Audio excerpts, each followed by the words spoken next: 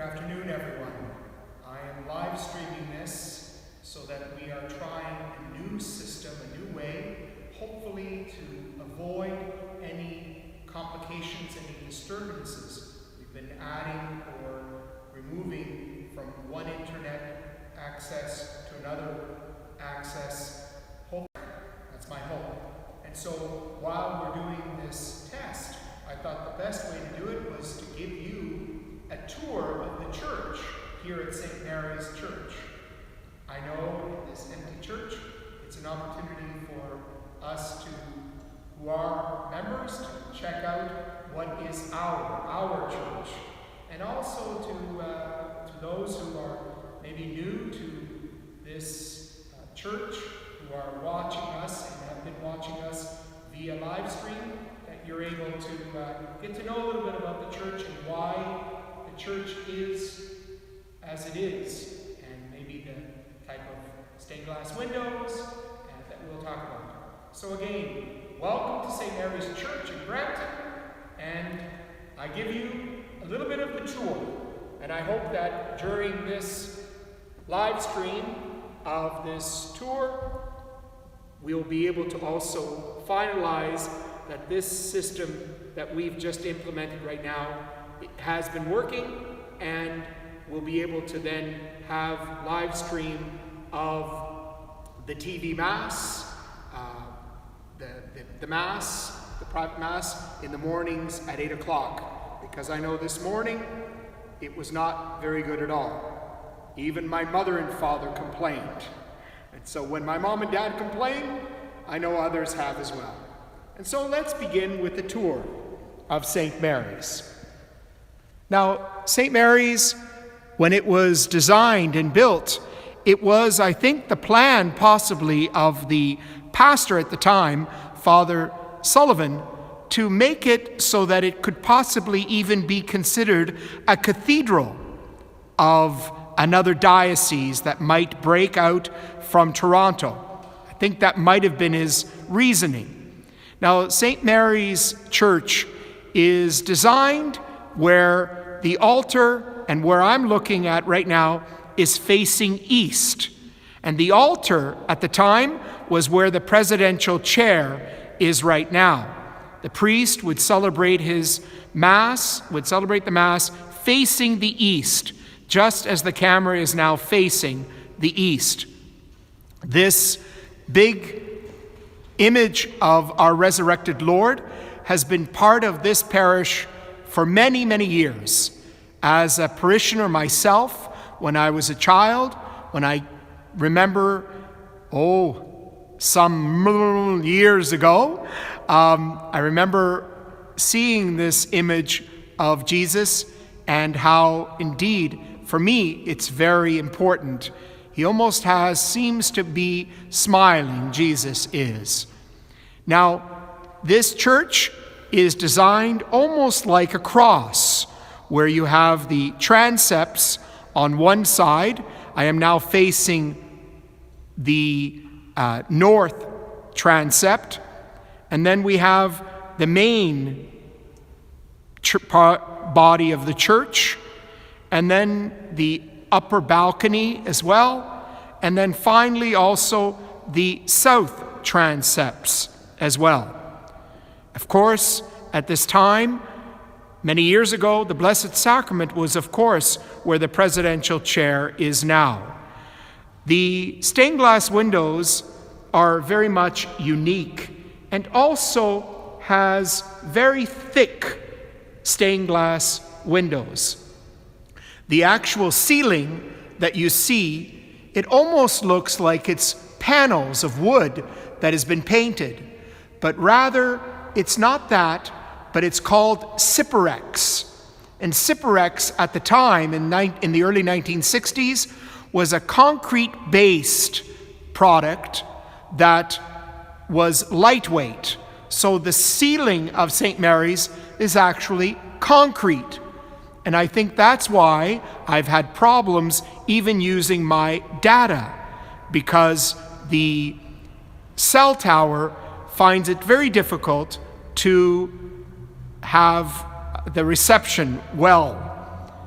The first stained glass window, and there are 3 stained glass windows on either side of the church. Each represents one of the sacraments. So here we have the first of the stained glass window, and this stained glass window, if you notice, has 2 doves and 2 rings.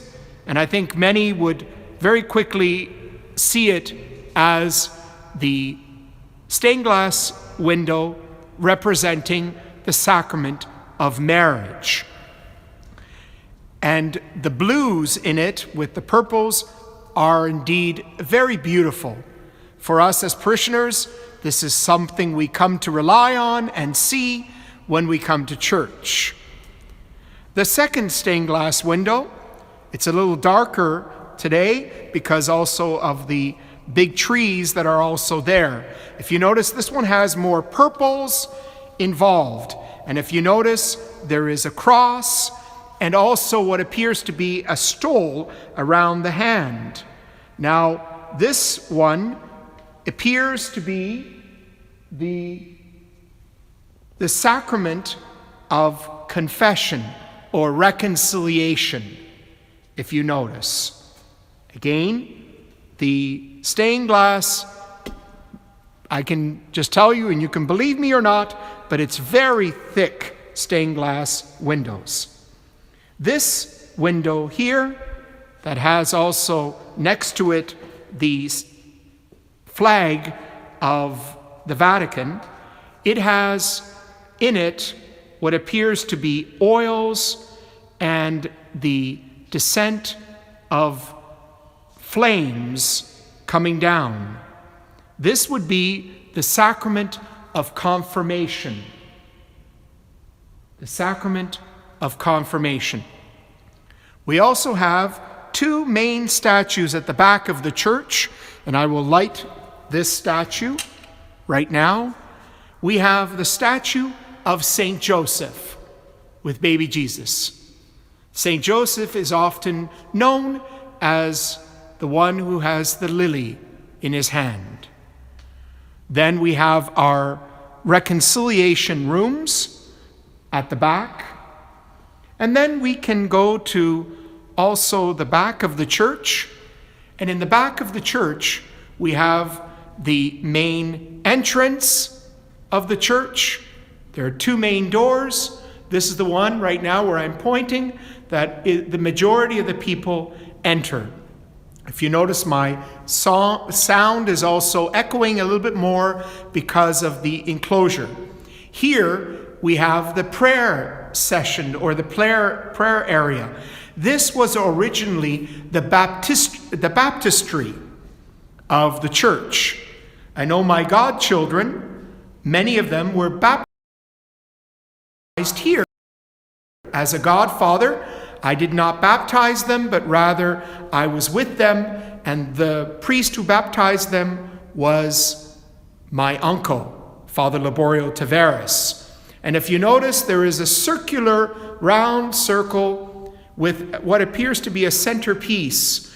This circular round one that you see was actually about a foot deep down, where people would step down, and the baptistry, what I'm pointing at right now, the baptistry was this piece of liturgical furnishings.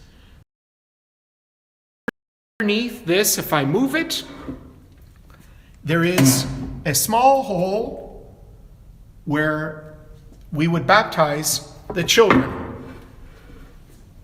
And now we have our Bible where people are able to also do prayers. If you notice at the very back behind the statue of Mary, we have another stained glass window that has for baptism. Here, if you notice, is the sacrament of baptism. And it makes it appropriate because this was the baptistry. And right above the baptistry, there is a skylight. And the skylight, if you look straight up, there is a cross. And the cross is what you see from outside. As we enter into the church through the main lobby, I believe this church to be very beautiful. And I know there are many grooms and brides who, celebrating their wedding here, are so happy that they're able to celebrate it with great joy, because that dignity of their wedding day is made all that more because of the beauty of the church. In St. Mary's as well, we have beautiful candle stands. These candle stands, we needed to make a change so that we could use electrical candle stands. But these electrical candle stands we were able to get because there had been a couple of times where we were almost having a fire.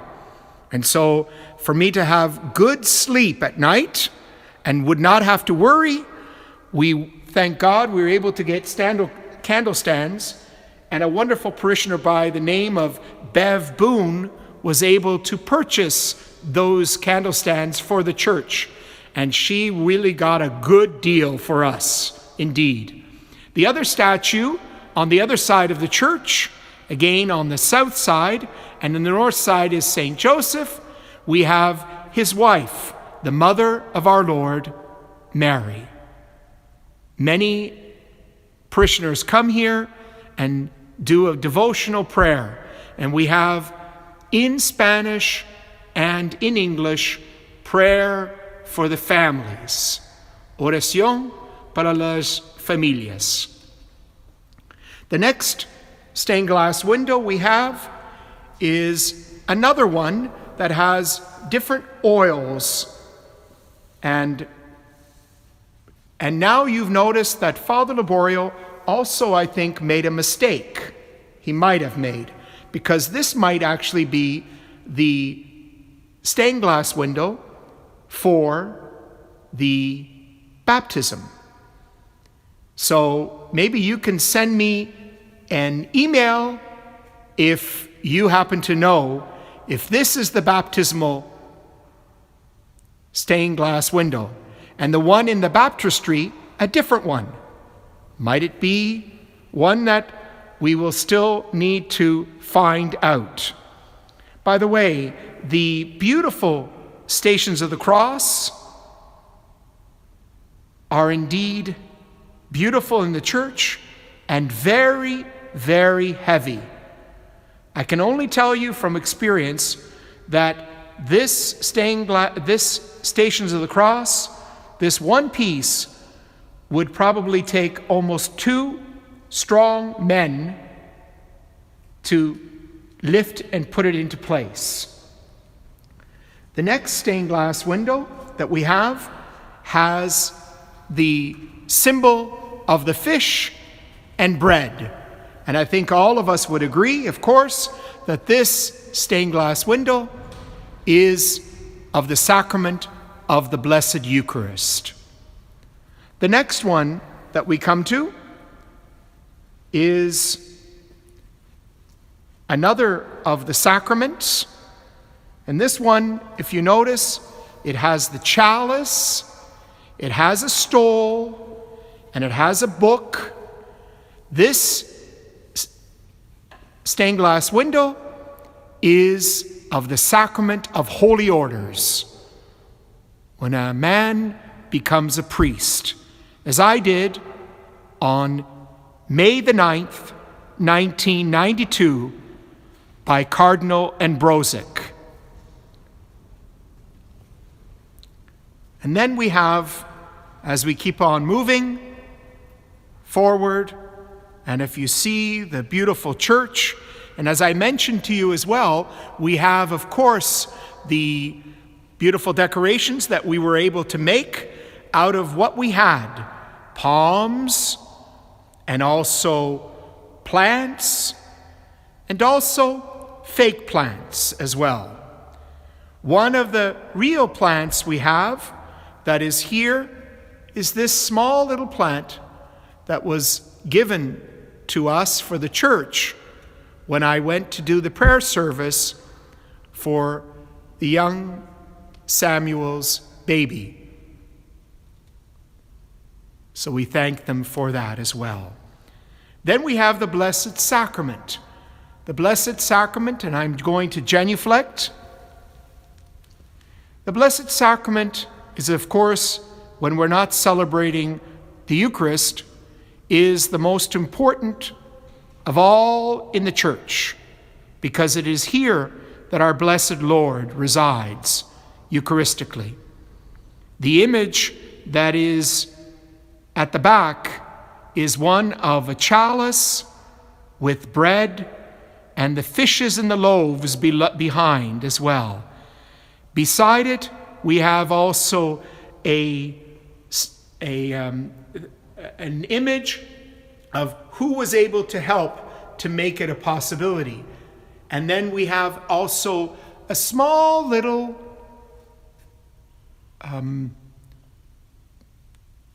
picture of what it is from the other side, so that people can see the fullness of what is behind the Blessed Sacrament. Behind the church, we have also, behind the sanctuary, we have the walkway that leads to the sacristy. As you know, we made an adoration chapel recently, and we are able to, thank God, have the Blessed Sacrament exposed most days. But of course, not during this time. Here in the chapel where I celebrated the morning Mass, we have normally where the Blessed Sacrament is exposed. We have two beautiful images of angels that was, believe it or not, wonderfully done by a staff member by the name of Deanna. What a wonderful gift and talent she has, and it remains so here.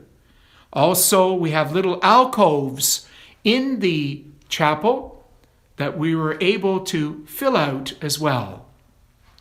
We are hoping that maybe we can do the live streaming of the morning Mass in the main body of the church. Now, this is the tour that not many get to have, which is what is behind the images and behind the sanctuary. So behind the sanctuary right now, we've moved a number of chairs that was in the adoration chapel. This has kind of become a little bit of a storage area for us currently, and we also have the sound system for the church. Above it, we have behind the sound system microphones and speakers of our organ. Then we enter into the sacristy. And if you look down below, you will see the door to the offices. In the sacristy here, we have the area where the priests prepare for Mass, where they get their books and everything.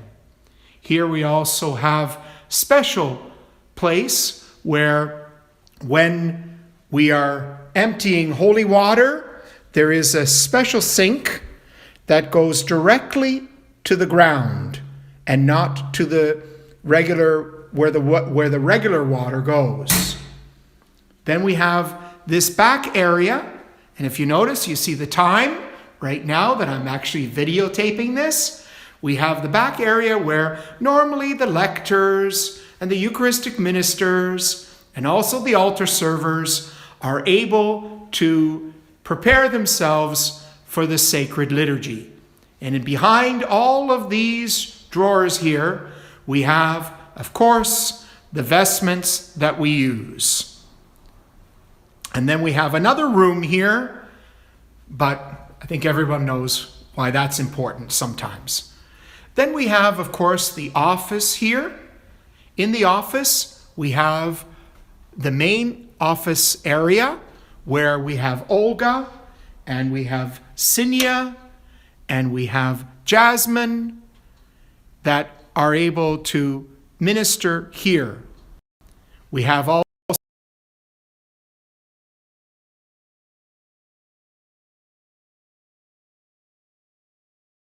that you've seen me do.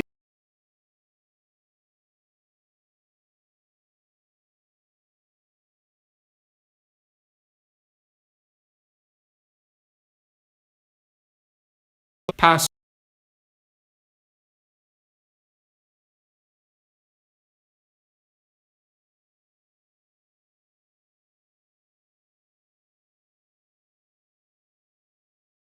we have moved away from the main location.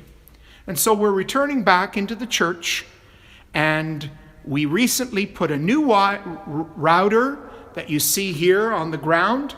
And if it indeed it is working, well, we can thank God just for a little simple little router with a wire that is extended to another location.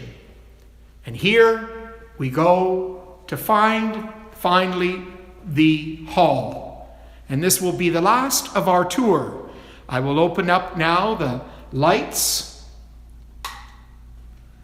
And here in our new hall, and it began from this door. This was the original entrance into the church and office from the southeast side. I better get my east, west, north, and south directions. Here we have our Catholic Women's League religious articles store. And by the way, you can see me now, how I'm carrying the camera, my simple, because maybe I'm too far away now, but finally we have what was called the St. Mary's Jail, and also known as our future electronic devices storage area. And we had that sign put in when we built the church hall and this caged area where we now have all of our system. And there we were able to put that sign so that we could make a joke out of it. And to this day, we call it the jail, the caged jail. And I know that some of our youth used to love take pictures there. Our CWL, with the window that they have displaying their religious article store, every season or special occasions, they put out some semblance of reminders. If you notice here, this is what they put last before the church was closed down. We see it is for this Lenten season that they put in the importance of prayer, the importance of giving up something, and the importance of giving. And so, my brothers and sisters, as we conclude our tour of St. Mary's Church, I would like to remind you that this is your home, that you are the church, and this is where we gather. And I'm hoping and praying that very soon all of us will be able